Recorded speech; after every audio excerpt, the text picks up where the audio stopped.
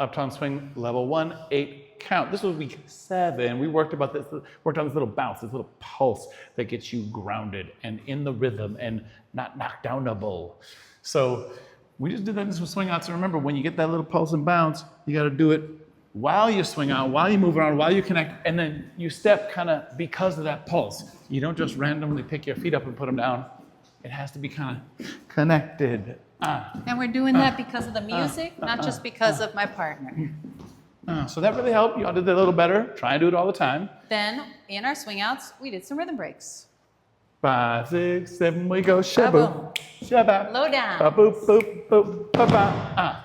Then we did points. Here is points. You go. Hey, Ho. hey, hey, hey. And we did the mess around. Oh, we go. 1, 2, 3, 4, 5, Hey, 6, hey. 7, 8. Oh. And that that's what was we did. it. Oh. Yeah.